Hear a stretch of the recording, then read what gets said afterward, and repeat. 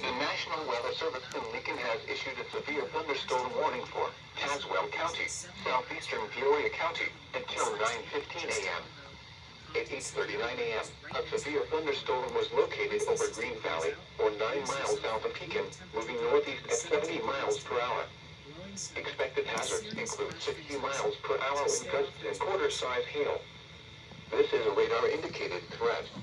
The following impacts are expected. Hail damage to vehicles is expected. Expect wind damage to roofs, siding, and trees.